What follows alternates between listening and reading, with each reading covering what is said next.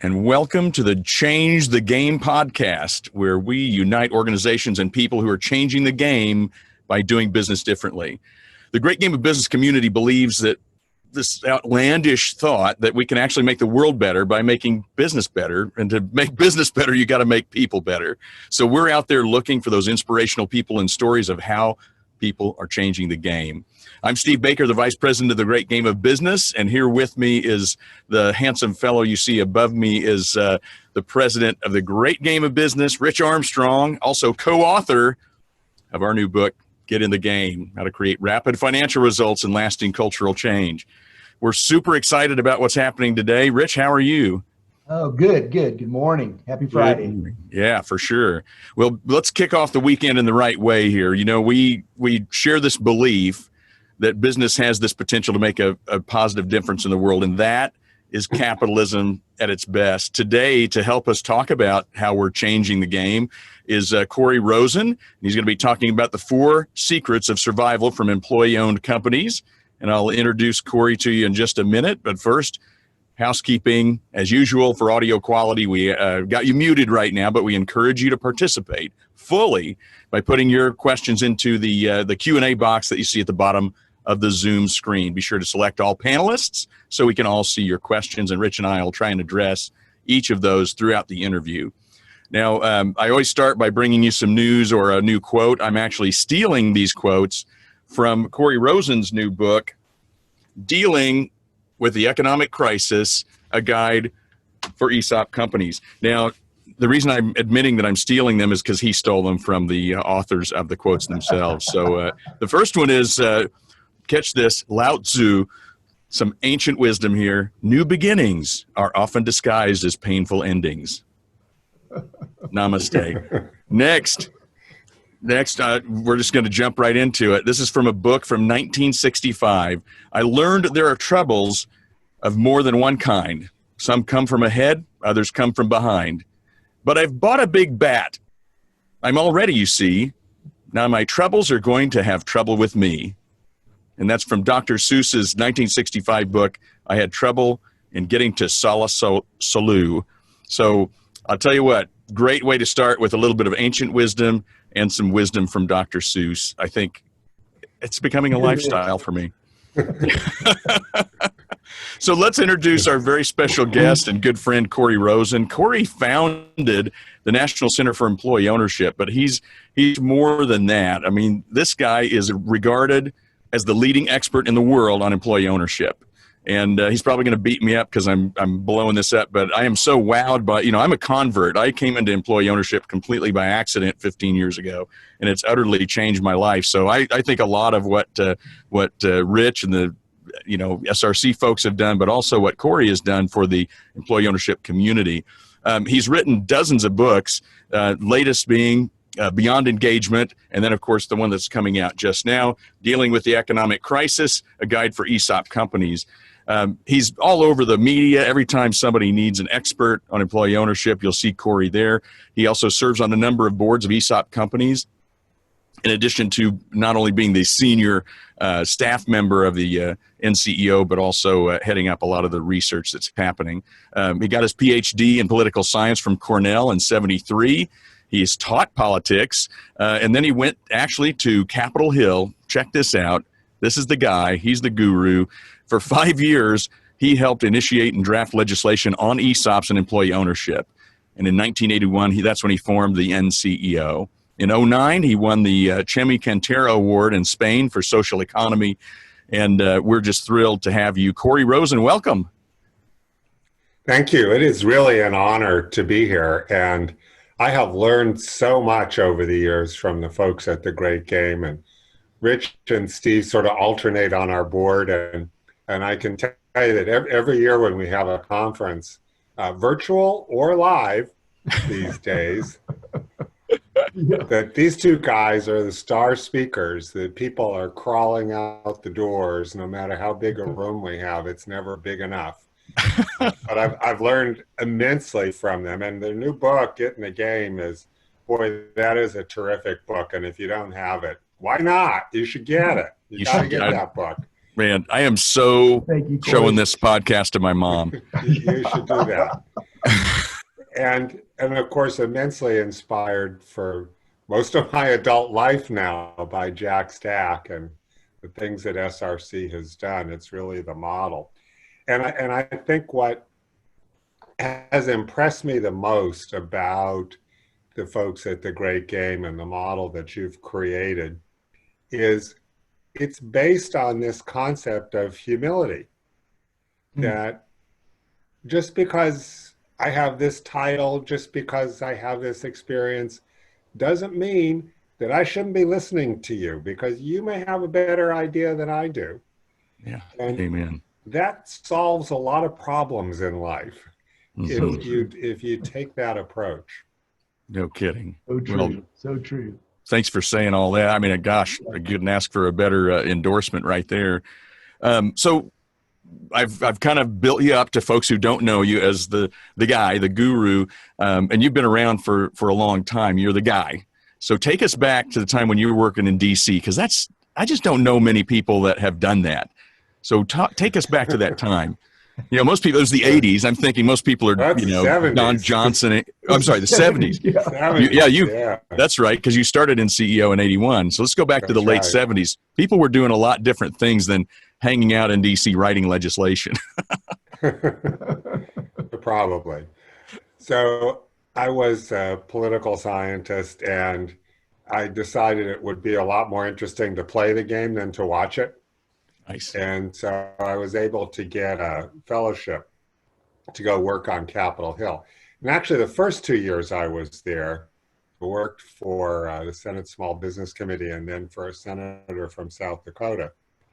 And my initial legislative work was on land reform through the reclamation system in the US, which was supposed to have delivered water inexpensively to small farmers.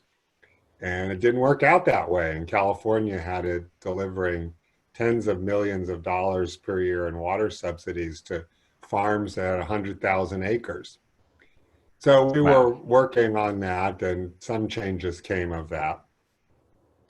And then my boss didn't run for re-election, and I went back to the Small Business Committee, and I was bored one day, and I was reading the congressional record. You have to be really bored to read the congressional record. And there was this article by this guy, Bill White. Now, if you were an academic, you knew who he was. He was this very famous sociologist, and chances are, if you'd ever taken a sociology course, you'd read one of his books, Street Corner Society, and he gave this testimony on this thing called employee ownership.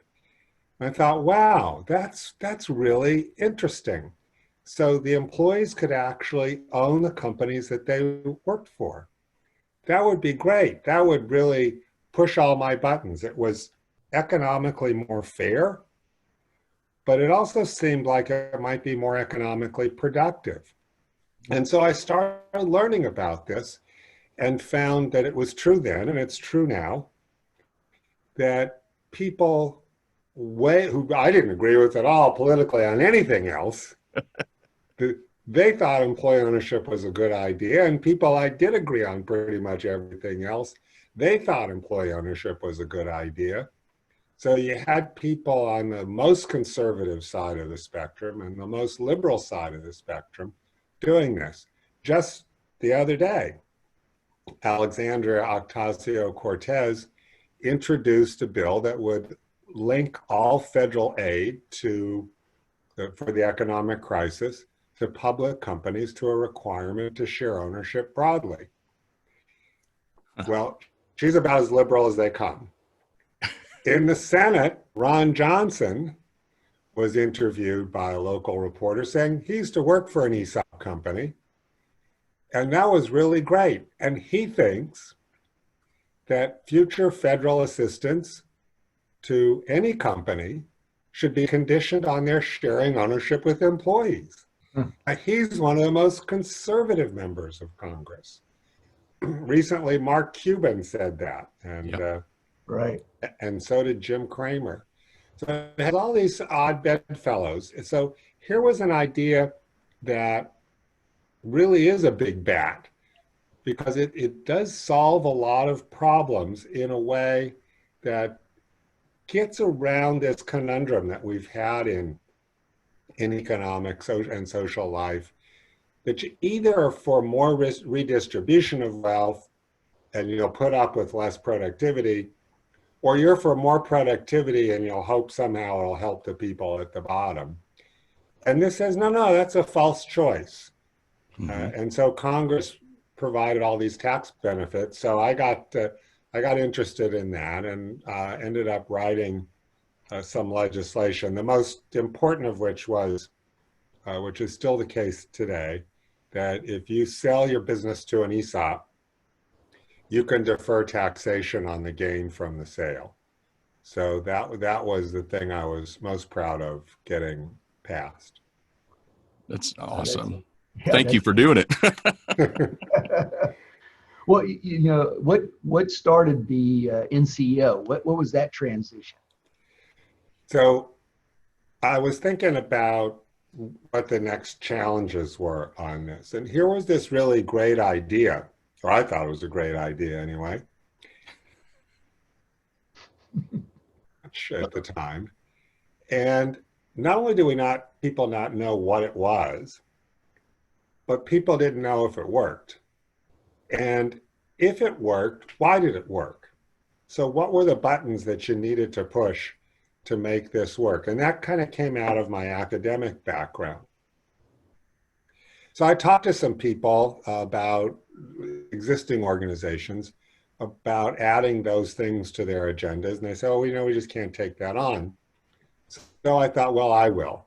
And fortunately, I was 29 at the time and pretty, naive to say the least. I knew absolutely nothing about forming an organization. But I went down to my basement. I had the added incentive. I was already starting working on this, but the added incentive that the Democrats lost control of the Senate that year. And that meant I lost my job. So I needed to be a little more focused on this. That's how most people become an entrepreneur. Yeah. I was going to do it anyway. I was just going to take a little more time. But anyway, I got started on that. And interesting story. I didn't get a salary for the first 3 years. I did some consulting for Control Data, and my boss was a woman named Lois Rice, and her daughter is Susan Rice, who's one of the people being mentioned as a vice presidential candidate, who's former ambassador to the UN. Anyway, that paid the bills for a few years, and I went down to my basement and said, this is the National Center for Employee Ownership, and hoped for the best, and learned a lot. And now we've got 14 staff, and we have about 3,300 members, and we're a self-sustaining organization. We have a lot of great resources. If you go to our website at nceo.org, you'll see more about what we do, and it can help you think about whatever approach to employee ownership you want to take, whether it's ESOPs or giving everybody equity or whatever. So as I said, one of the big issues was, and I think it leads directly into what we're going to be talking about today, is does employee ownership work? And if so, why? Yeah. And so we did a really massive research project. The woman we hired, Catherine Klein, to help lead it, became a really esteemed professor now at Wharton. And she ended up winning multiple awards for the research that she and I did on this.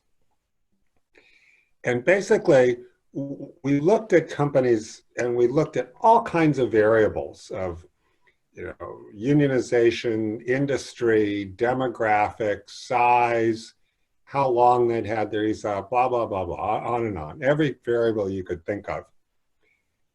And then we ran it all through the washing machine called multiple regression.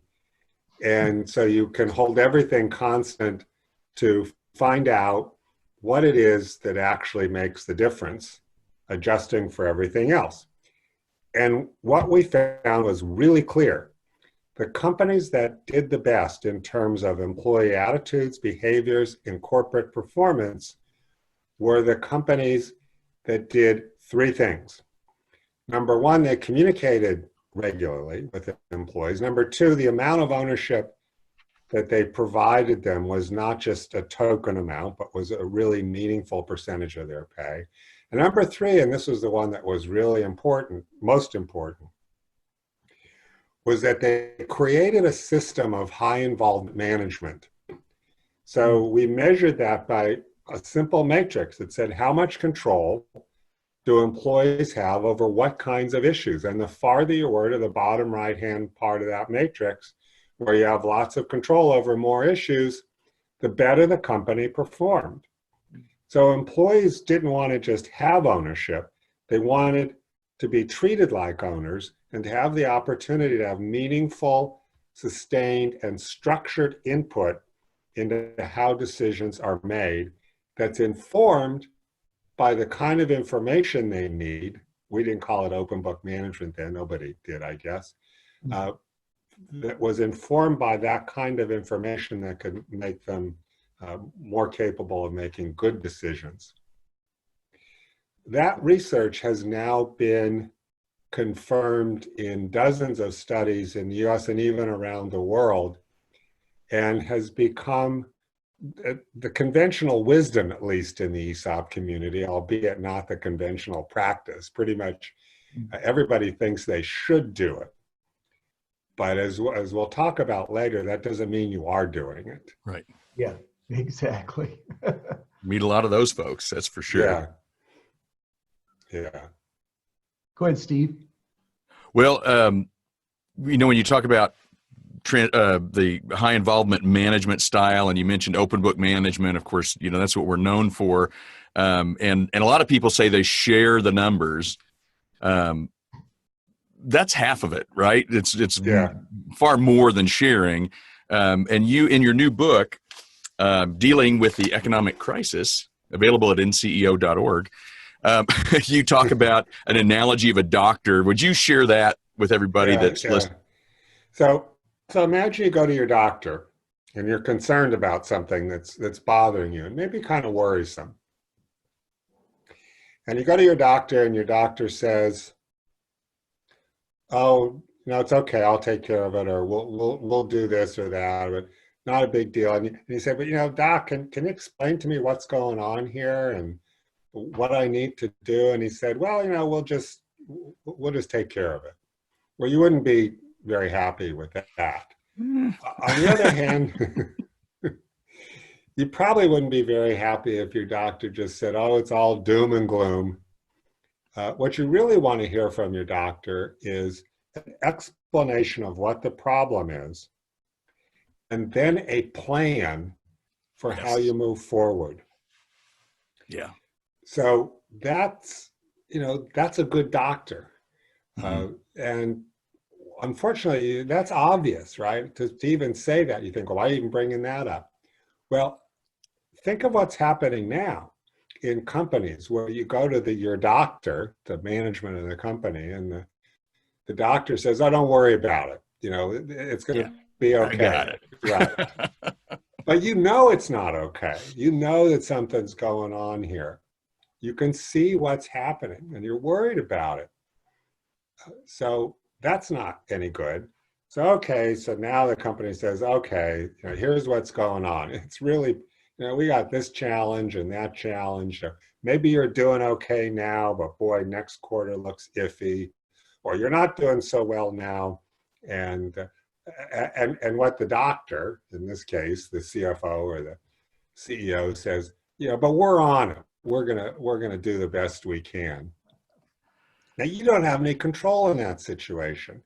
You're the patient who has to just trust the doctor to do something for them and hope it turns out. You don't really understand what's going on. You don't know what changes in your lifestyle you could make that maybe would help deal with this issue. Well, if you're an employee in those companies, you're in that same situation. What really makes people anxious, whether it's this issue or anything else in life, is the sense that I have no control. Yeah. It's Yeah. a tough Right. situation, and I have no control over it. If you have a tough situation, but the boss says now, okay, here's what our current situation is. Here's the challenges.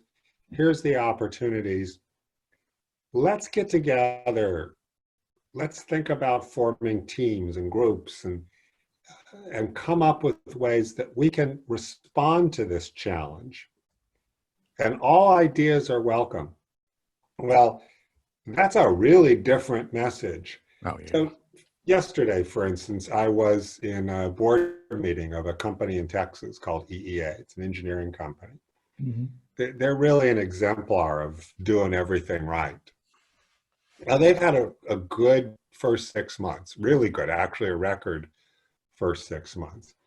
But they're an engineering company, so their performance in 6 months is a function of projects they bid on in the 6 months in the last half of 2019. Mm-hmm. Very different situation. So going forward, there's more uncertainty. Well, then hid that from employees. They have all these really nifty charts. So they've actually done a really good job of these graphs of showing where they are in terms of forecast expectations, backlog, projects bid, projects won, what the next 3 months might look like, what the next 6 months might look like, stress tested, say here's, if we do this well, we'll end up here. If we don't do this well, we'll end up here. So that's good. Now employees understand what the situation really is, no sugarcoating. Yeah. But the next step is what's really important. They have had all hands meetings. They do this virtually. Everybody's working from home, 100 and some employees. And they've had people break up into groups and submit ideas on, well, here's a project that we could pursue, and here's another project. Here's a different area. Maybe we haven't thought about moving into this. So one project team said, this is a company that does energy efficiency engineering. So maybe we should start thinking about some of the new building standards that are going to be put into effect to make the airflow in buildings healthier in response to COVID. That's going to be a big deal in companies potentially. So let's start thinking about how we can create a project around those kinds of things. They have a bunch of projects that came out of those employee teams to say, what are our, and I love this concept, what are our adjacent possibles? So what I mean by that term is, and it's not mine, it comes from the science writer Stephen Johnson. And he wrote a book called Where Good Ideas Come From, which is a fabulous book. Highly recommend it. And he says in chemistry, if you're looking at carbon molecules way back in the formation of the Earth, stick with me on this, carbon molecules in the formation of life on Earth, in order for them to evolve and to become more complex and eventually to become humans, because we're all made out of that stuff, they had to find some other carbon molecules to, get it on with.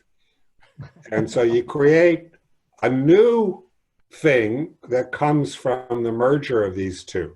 Now, if you try to merge with some other molecule whose structure is so different from yours that there's not enough touch points to actually create nothing's going to happen. If you only go for molecules who look just like you, you're going to have kids who look just like you.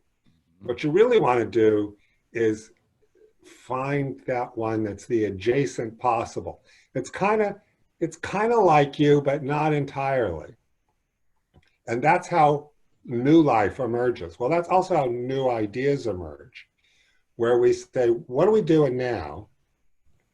And what are the variations on what we're doing now that are sufficiently different to create new opportunities, but not so different that they represent a huge stretch in terms of the resources that we'd have to attempt to use to get to there, and the risks inherent in trying to get to there. And so that's kind of the process that they and a lot of other companies are using. And it's really important in today's environment because as awful as this crisis is, and is going to stay for a long time, any crisis creates opportunities. Right. Yep. And so where do you look for those? How do you find those? And if your business model is management will figure those out and employees will do it, you've Right. just lost a huge opportunity.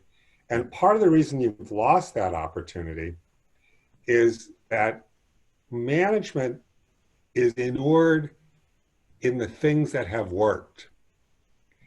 Hewlett Packard used to say, let's not overlearn from success. Mhm. And I think that's a really good motto. We get used to being successful in something and it's easy to stick with it. Employees are more diverse, and it's a good argument, by the way, for why you should have diverse workforces.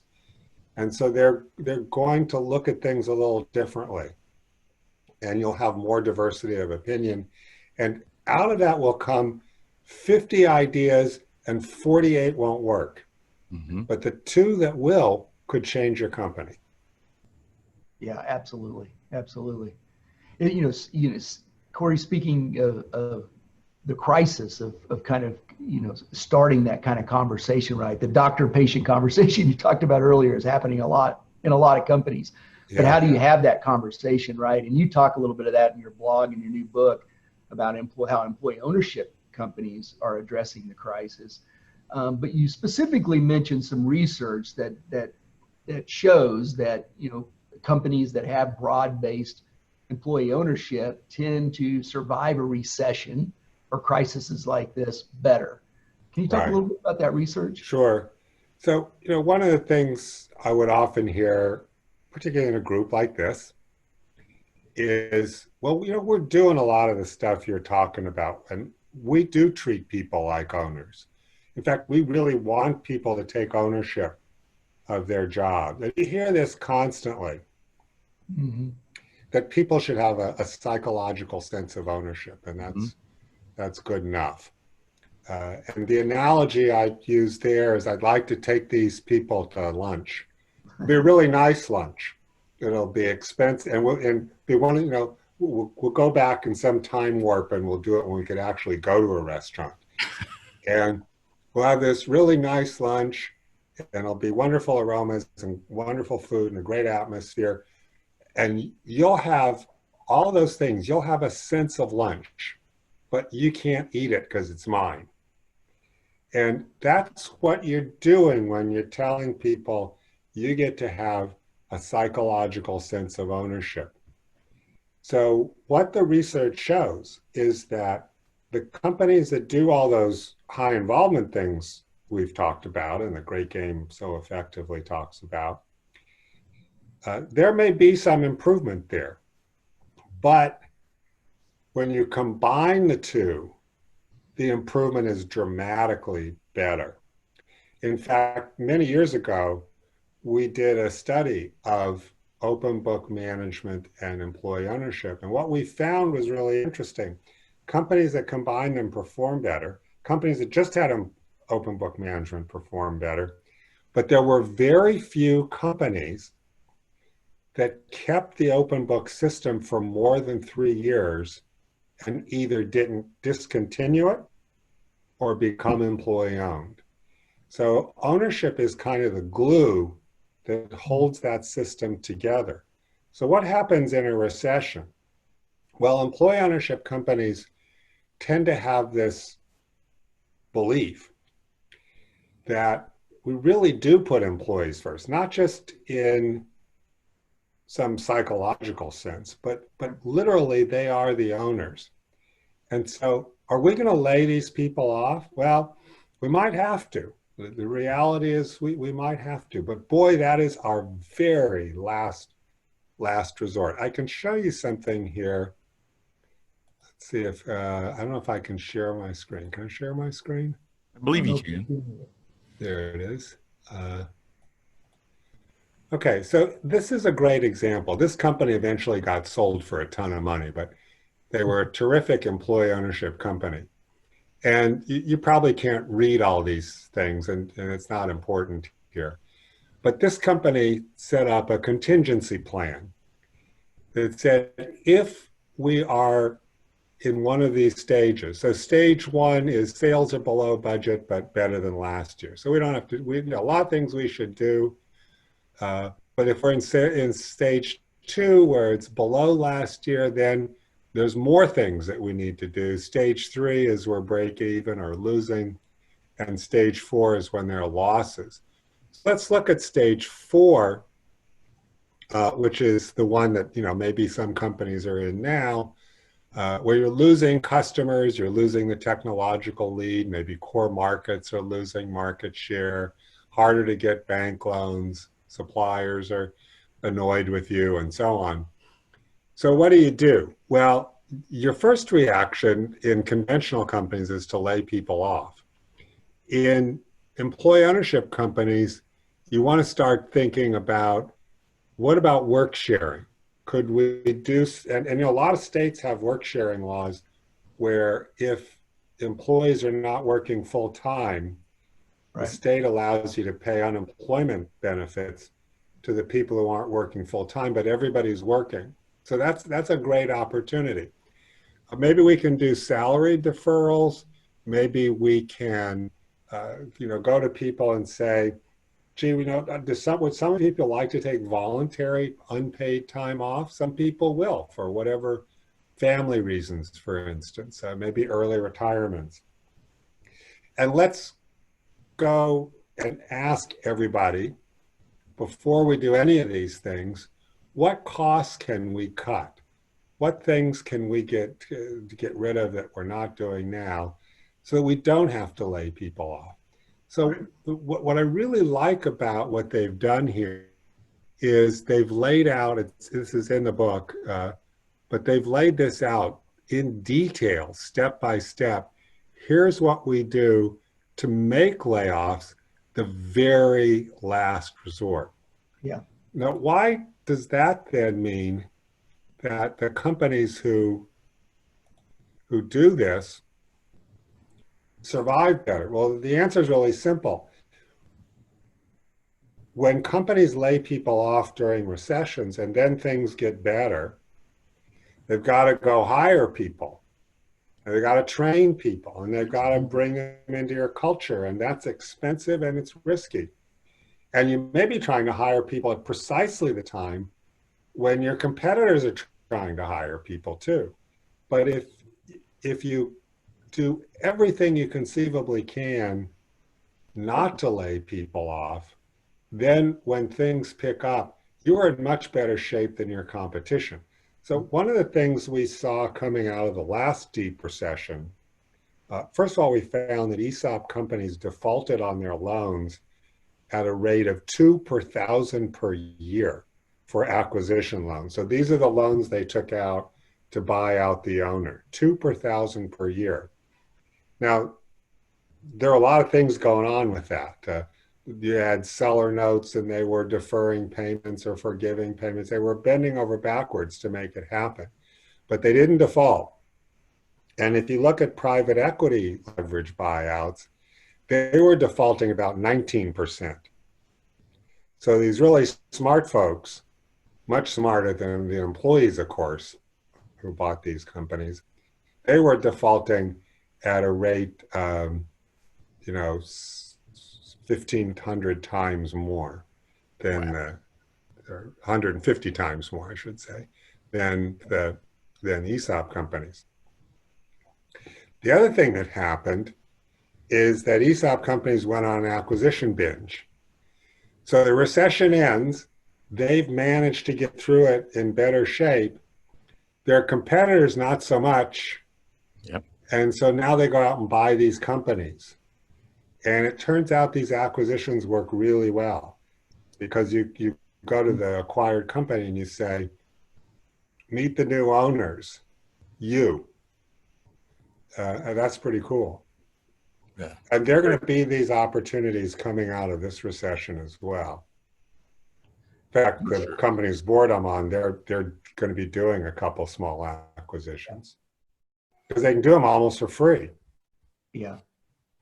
In the blog that you wrote and we published on our site, you talked about some specific survival secrets, right, that you've seen or observed in your employee ownership community. Can you talk a little bit about that? And the one that I'm really interested in is what you mean by get beyond engagement. Yeah. So, when engagement's the big buzzword in employee organizational psychology. And engagement, the way I think about it, is when I used to watch the Warriors games when they had basketball on television in 1942 or whenever that was. When I used to watch basketball on television, I was really engaged. I was a fan. I wanted them to win. It's great. But I wasn't doing anything to help them win. You were a fan. I was a fan. And for a lot of companies, that's how they conceptualize engagement. Yeah. Engagement is, I care about how this company does, and I'm going to work hard. I'm going to wear the team colors. I'm going to cheer hard. I'm going to work a little extra time. It turns out that, and you can walk through this mathematically if you want to, but it turns out it doesn't really make that much difference in corporate performance to have employees engaged enough to work harder. Yeah. Some, but not much. The real change comes from new and better ideas. And so, when you say that, people say, well, obviously, Corey, I mean, everybody knows that. And so I say, we do that? Yeah, absolutely, we do that. We are an open door company. Now I want to ask you, how many of the companies on this call are closed door companies? Yeah, right. How many closed door companies have you ever encountered in your life? At least ones who said, yeah, I actually am a closed door company. Pretty much nobody does that. They may be, but they sure don't think they are. No. Now, this is done with all the best intentions most of the time.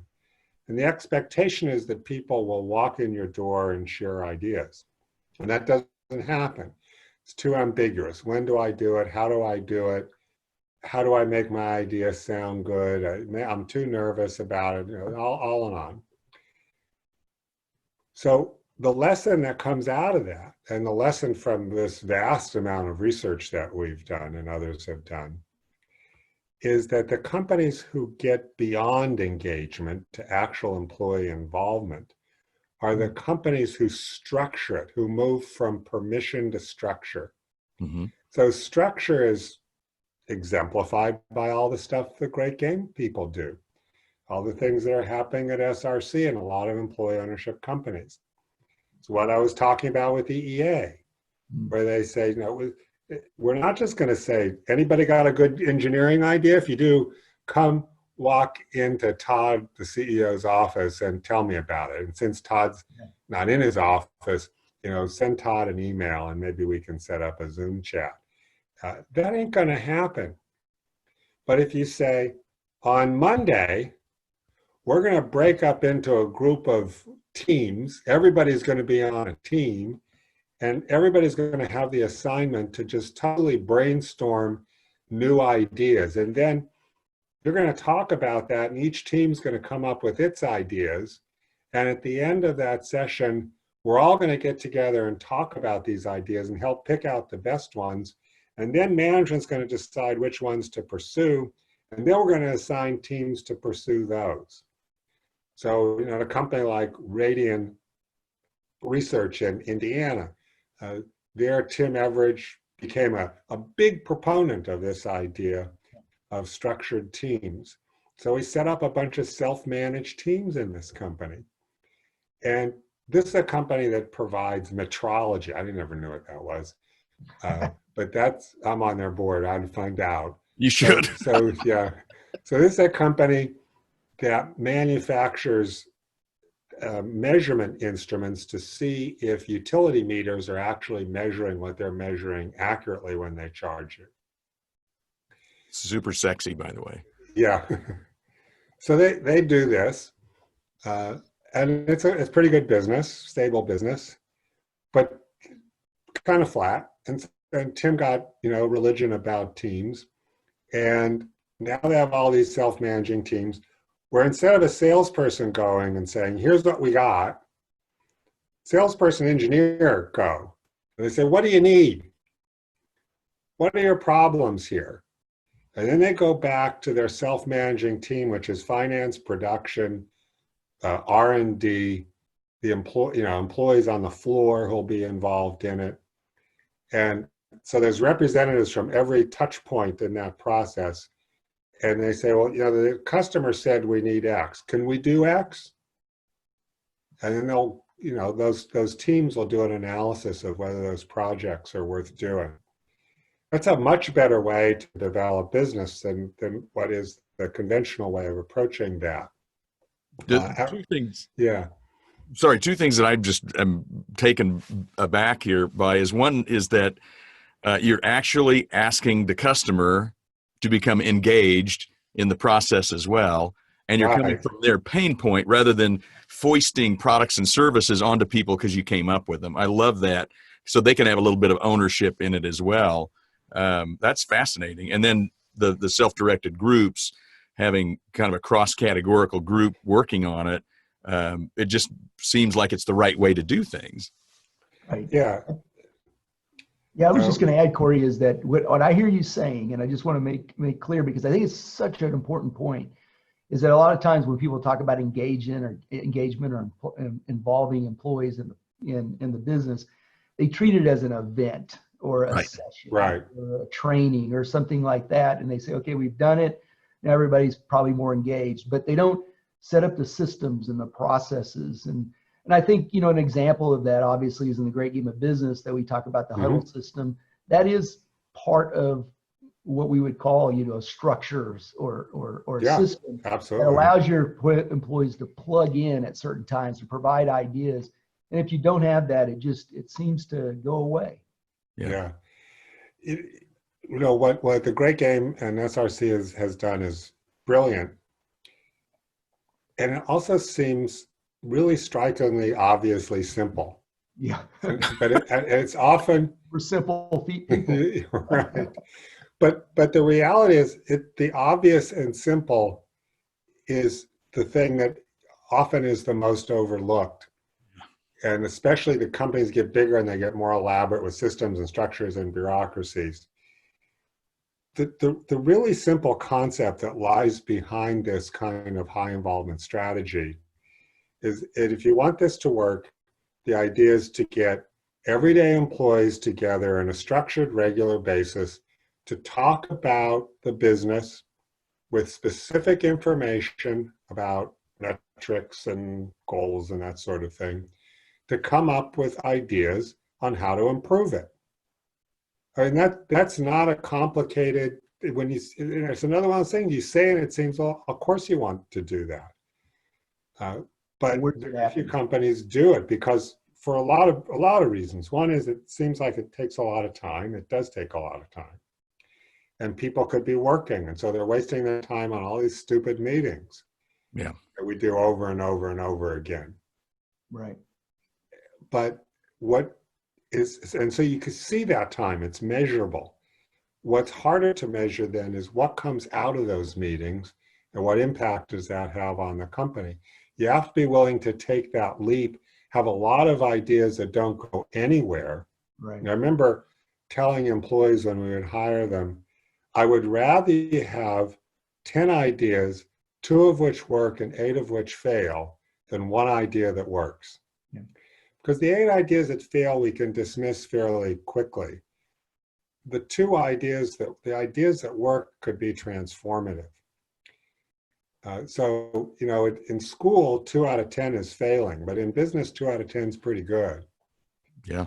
And it's hard to get over that notion in business. It's a real resistance point. But once you have these processes, you need to take the next step, which Great Game does, and a lot of the companies we profile in Beyond Engagement do. And there's very specific examples of how they do this. But it basically creates a matrix that says, here's the idea. What's the potential impact of that matrix, high, low, medium, of that idea? What resources need to be brought to that idea? Is there competition in the marketplace? And what's the potential payoff of that idea? So you want to look for the ones that end up in the highest return for the least effort, obviously. Right. But you need that specific vetting process. Another model that's called the Swiss cheese model, where it's do our competitors do it? What are the resources we need, and can we get them, or do we have them? What's the impact? What's the rate? What's the return on this investment? And you're looking for the things where the Swiss cheese pieces line up so you can drop a pencil through them. So these are simple concepts, but they're really powerful, and companies need to do it. Yeah.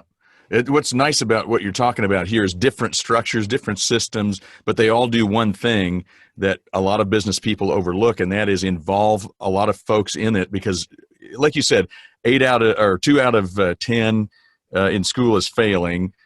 2 out of 10 in business is good. In private equity, 2 out of 10 would be phenomenal, right? So, yes, if we can involve more people in the idea factory process, instead of being shut down and say, no, we did that 30 years ago, no, that'll never work, what a stupid idea. You're going through the process, and that's what we call people support what they help create. If I'm involved but my idea isn't selected, I still feel better about it because I was heard and I was taught something about why another idea is better. That's really teaching me about business and about the marketplace we're operating in. I think that's fascinating because I've seen both sides of it. And if you want to see somebody turn off and fold their arms and get to the back wall, it's tell them their idea has already been done or it's stupid. Right. Yeah. And the reality is you might get 2 out of 10 or even 1 out of 10 or 1 out of 20 to start, but you'll learn from the errors and you'll get a higher percentage as you go forward. So a great comment here. Have learned that simple is elegant, complex is easy, simple is really hard. That's perfect. You know, you think about if you wanted to train for a marathon, I'd like to run, but not that far. But if I wanted to run a marathon, it's not difficult to know what it is I need. It's really simple. Get up and run 10 miles every day for a few months and then get it up to 15 or 20 a few times. Really simple. It's also hard. It's too hard for me. Yeah. But it's a choice, right? You choose not to do choice. it. Yeah. And that's what this is like. The concept is simple.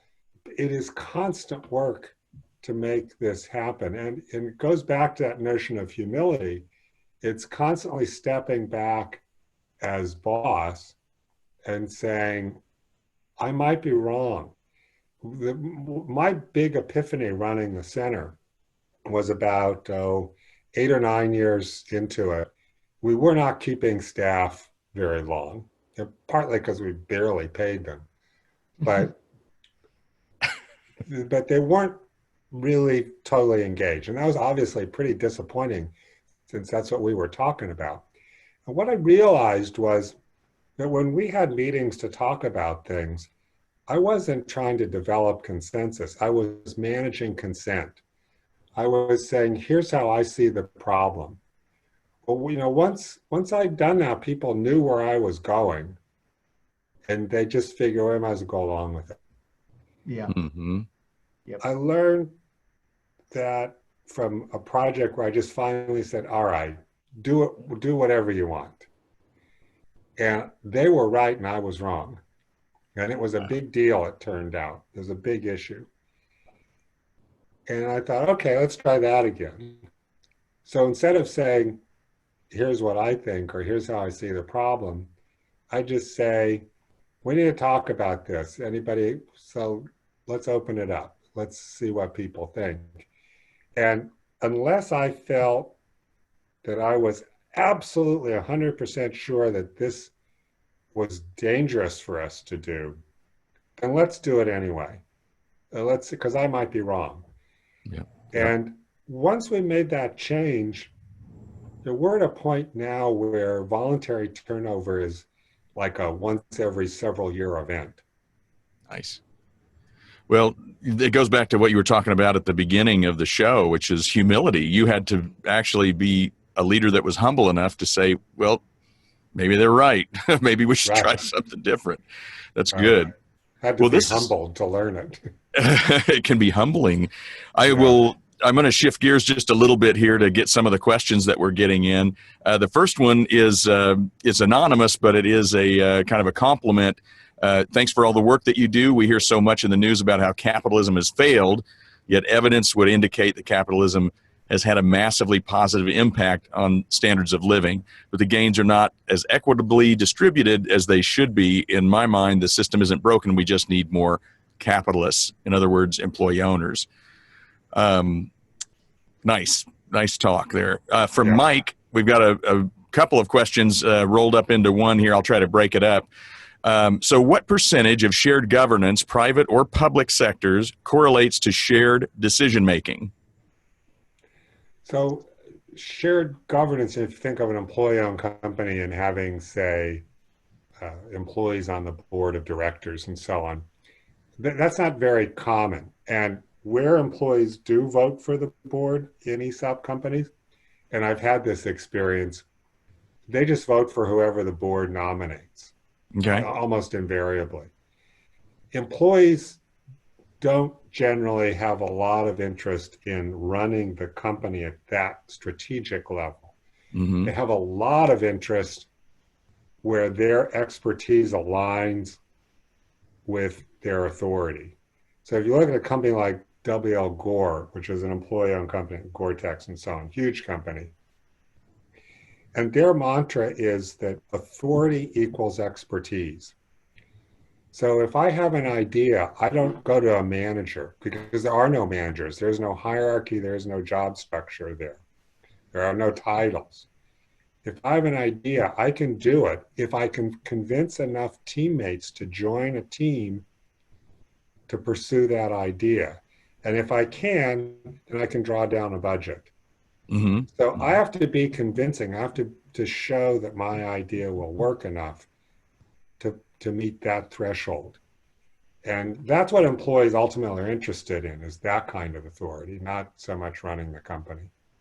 And being employee owned does not mean everybody gets a vote anyway, right? It's not Right. that exact The structure. rules for ESOPs and other employee ownership plans provide a requirement anyway for very limited, extremely limited governance rights. You can go beyond them, but you're not required to. The second part of and I'm kind of parsing out what Mike has asked here, but he says, can you discuss shared governance at Cornell and other higher education institutions? And then he states GGOB not in this sector. Yeah. Well, I do remember at Cornell, I was a graduate student there, so I didn't know that was not something I knew about. When I taught at Ripon College in Ripon, Wisconsin, we had faculty meetings, and it was interesting because faculty, of course, tend to trend left even then, and talk a lot about the virtues of democracy, but they hated going to faculty meetings and being on committees, and they wanted to go do their research. Mm-hmm. They didn't want to be in all these meetings. But for the faculty meetings, and at least at that time, and I assume this is still the case, they do have, in fact, a lot of authority about making decisions about a lot of things that go on in universities. Whether that, how that works, I haven't seen. That's not something I've paid any attention to. I'm sure there are studies of it. Mm-hmm. Well, we certainly have been trying for many years to get the open book concept into the curriculum of higher education, but it's not always received with the warmest of welcomes. I can imagine. It is what it is, and oftentimes in academia we see people, if it isn't their idea, they're going to go pursue their idea before they take on another. But we'll keep trying. Another question that we have here is, it seems like the administration costs involved in an ESOP prohibit smaller companies from being able to participate. What are the best options for a 10 to 20 person company And what size of company do you usually see engage in employee ownership? So you're right. Typically, the smallest you can be and have an ESOP's around 15 employees. There are some that are smaller, but in terms of the cost benefit ratio, it's around there. The annual cost for an ESOP, if you're 20 employees, is only about $30,000 a year typically. So it's not a huge cost, but the cost of setting one up is 100,000 or more. So you can do it, but typically you don't see that. So if you're not at that level, there are a lot of other alternatives. And the basic trade-off between ESOPs versus other plans is that these other plans are simpler, usually cheaper, and they don't have the same tax benefits. Mm-hmm. So you can do something like, depending on whether you're an LLC or a C or an S corporation, you can do synthetic equity. So stock appreciation rights, phantom stock, unit rights in LLCs. You can do stock options, restricted stock, that gets people real shares. But in my experience with most really smaller companies, people don't have any real use for actual shares. And so it's just a kind of a nuisance. What they want is the value of the shares. Right. So the most sensible approach is this, what's called synthetic equity, something that gives you the value of a share or the increase in the value of the share, depending on which approach you want to take. And it vests over a certain number of years and it pays out the same way a bonus would. We do have publications on, there's a book called The Equity Compensation in Limited Liability Companies and The Decision Maker's Guide to Equity Compensation. And these really are designed to walk you through these kinds of choices. So there are ways to do it even if you have 3 employees. No, great answer. And I'm glad you brought it up because I was going to say that you've written extensively on this, and there are lots of resources at nceo.org to help you kind of make that decision. And Rich, I don't mean to kind of monopolize, but I'm so excited to have Corey on. There's Robert Isherwood has a question if you want to take that one on the chat.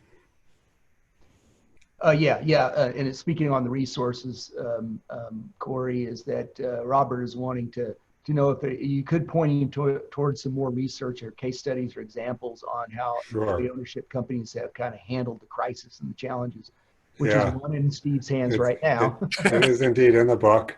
If you're interested, so the book has lots of examples about how they're dealing with this, including, and we didn't get a chance to talk about this, a lot of really good tips on how to work remotely, including a very useful survey one of our members developed.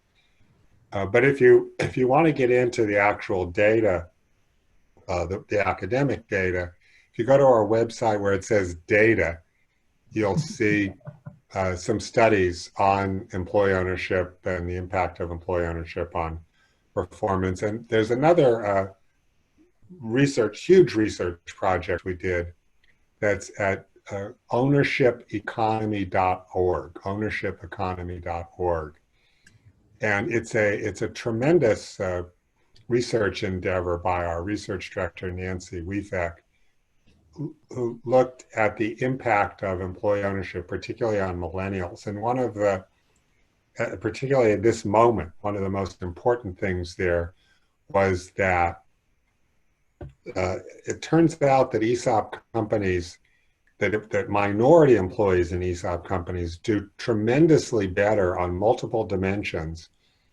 than minority employees who aren't in ESOP companies.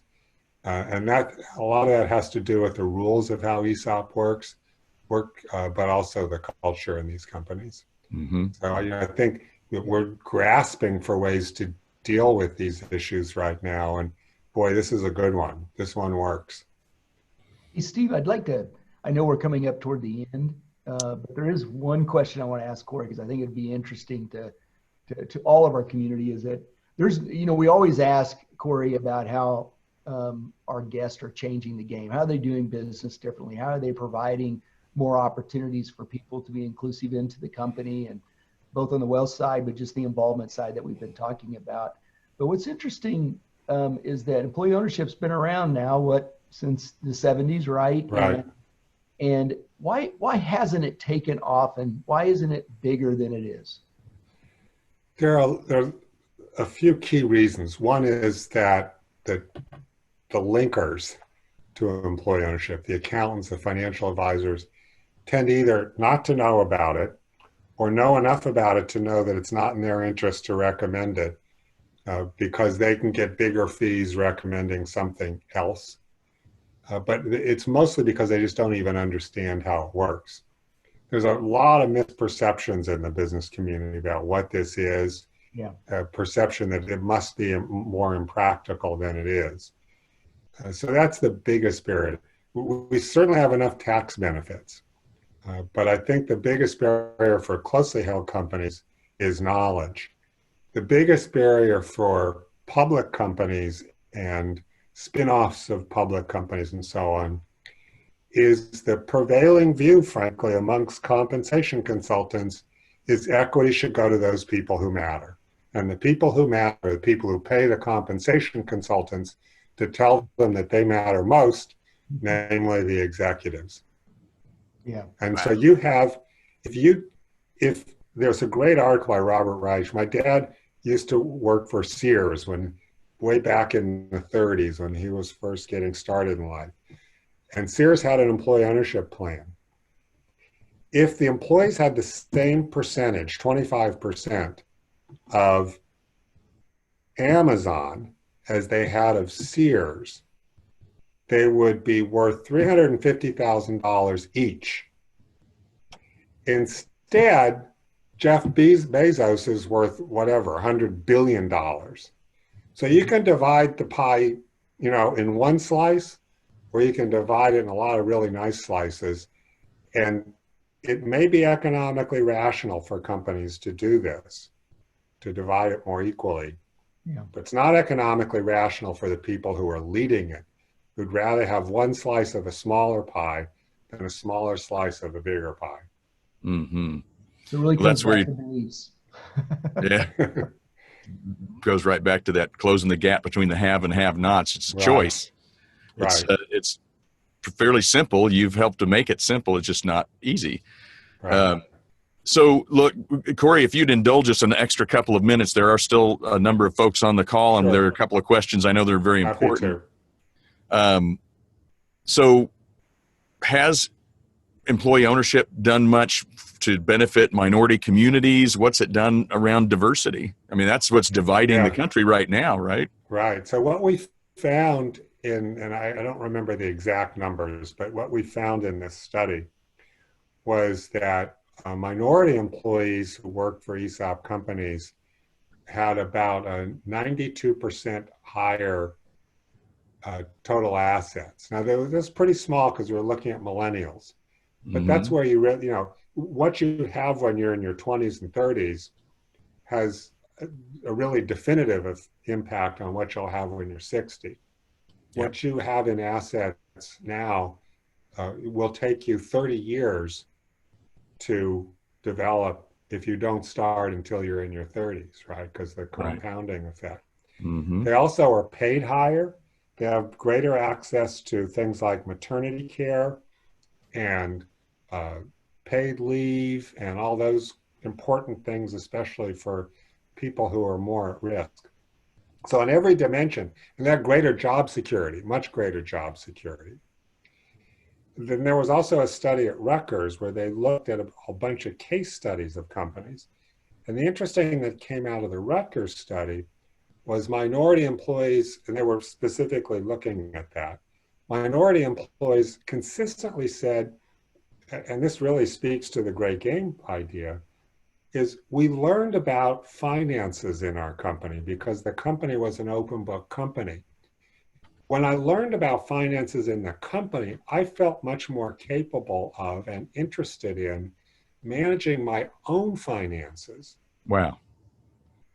And one of the things we recommend, we've got a series going right now on some webinars, is that companies should be providing financial wellness advice to employees in a structured way. So that's what we're seeing happen in ESOP communities. If you ask, well, why is that so different? It's really pretty simple. If you're in a 401k plan, what you get depends on what you put in. Mm-hmm. And if you're a low income employee, and if you're from a minority community without a history and a cushion that makes you feel more comfortable putting this money up, then you don't get anything back from the company.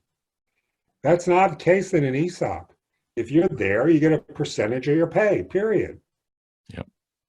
And so it's much more fair than a 401k. And that's, I think, the main reason why there's that big differential between ESOPs and non-ESOP companies. Mm-hmm. Yeah. Yeah. Interesting. But we do have a problem. You go to our conference and it's a bunch of old white guys still. So diversity is a challenge for this community too, and one It that I is. think we need to deal with. Yep. And that have not situation that Jack Stack and all of us at Great Game, and I know you guys are too, that gap continues to widen. The only place they're going to learn, and I mean they in the have nots, how the haves got it is going to be in business. We That's are the new right. teachers. And so we take that very seriously. And part of our new Great Game community is we're working on ways to take it home and to apply the thinking that you have at work. And, you know, what Yeah. are the ideas? What are the, as you said, the adjacent possibilities that we could take home? It's really fascinating. And I think it's encouraging because it can get pretty, if you watch the news, you consume the media, it's very negative. And we have Right. to keep bringing the positive messages that we can create. Right. We can be accretive to the value of society. Yeah, this is an awesome conversation. Thanks for the extra time. Rich, did you have any more questions for Corey? No, I guess one additional question is just, I'm curious, over the time you've started this mission and your real focus on employee ownership, do you have any idea about how much wealth has been created in the employee ownership company since your quest has started? Well, I don't know what it would be cumulatively, but one way to think about it is in an ESOP company, if you work there for 20 years, that in general, there's a lot of variation, you're going to end up with assets just in the ESOP worth 4 times or more your highest pay at the end of 20 years, all of which came from the company. Wow. So that's a lot of wealth for a lot of people. It is. Yep. I just read an article the other day, a chain of convenience stores in the Northeast. Convenience stores, not some great high-paying, high-tech company. Of 5,000 employees, the employees own a third of it. There are 90 millionaires. Could you in say that number company. again? Say that one more 90, time. 90. 90. Wow. Yeah. And Wow. that's up a third from the year before. So it's starting to really spiral. That's a lot of Slim Jims, Corey. Yeah. I love it, man. What a great, I mean, that gave me hope. What a great way to start the weekend. So I have one more question for you to wrap up. But before we go, remember that Corey and the NCEO team have got myriad resources at nceo.org, including his new book, the guide to dealing with economic crisis. Even if you're not an ESOP, there's some great stuff in there, including the illustration that you showed us on your screen, the Reflexite contingency model. So very good stuff. So here's the question. What is the one thing that every person listening should know or do, Corey? Well, I'll give you a big, because I'm 71, so sort of life lesson. You get to say these things when you're 71. But one of the things I learned in the school of Jack Stack and the Great Game, and from the work that I've done with employee ownership companies, is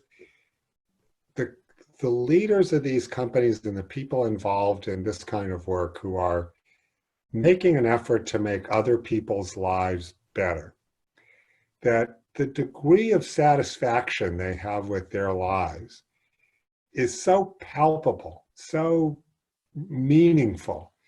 And it's been the greatest joy of my life, and why I want to keep doing this as long as I possibly can, to see people doing this, to see those millionaires that steward shops, to see people say, this changed my life. Yeah. Boy, there is nothing else in your life, no amount of money, no cars, no houses, no bling, no whatever, that matches the feeling when you get that. Love it, man. Inspirational, Corey. Thank you, man, so much. Thank Every you. time Thank we you. talk, I learn something new. And one of the questions I didn't ask you is, what are you reading now? Because I figure it's probably a very intense research-based thing, and not the next Harry No. Potter. But I always learn something from you. And thank you so much for being here, and thanks for all you do Thank for the you. community, man. And thanks Thank you, to Corey. everybody. And don't hesitate to get in touch with me. Go to our website or just give me a definitely. call. It's at crosen@nceo.org. I love to answer questions. So Yeah, send absolutely. them my way. Well, Thank you, great Corey. way to end the week and start the weekend. Okay. Once again, Corey, thank All you. right. Thanks, everybody. Be well. Sure Thank you, Corey. appreciate it. Okay. Take Well, care. it's time for us to promote one of our new products. It's the new mini game toolkit. It's a great way to start getting people involved right now, even if you're not an ESOP, or maybe if you are. It's a great way to get their input. People support what they help create. It's a dynamite thing, but a great price on it for you. And whether you're struggling or growing, it's all about change and managing that. Mini games help you do that and make the most of it. And the average, now I did this math, so it is suspect, but it's pretty close. The average mini game return in the last year, as we look at everybody, is about a 60 times the return on investment. I mean, it's just incredible. So that's rapid financial growth and lasting cultural change all in 90 days. So find it along with our growth and contingency planning toolkit and other resources at greatgame.com and click on products. You'll be able to check that out. Well, Rich, it's been an awesome interview with Corey. I'll tell you what. Yeah. Thanks for being here with us. And guys out there in the audience, I'm telling you, let's keep the conversation going. You got to send us your questions, your ideas, your best practices, your challenges, and your victories. And right now we need to hear all that good stuff, man. How are you handling all this? So like I said earlier in the interview, you guys are the new teachers. It's our responsibility to make society better. So let's do it. Let's be the backbone of the economy. Let's create those jobs. Let's invest in one another and join the global great game of business community and make a global impact. Rich and I are committed to be here every week, be here every Friday at 11 to bring the latest ideas and gurus and awesome people like you to the community. So let's change the game. See you next week. And same time on the Change the Game podcast. Have a great weekend. See you, Rich. See you, Steve. Thank you.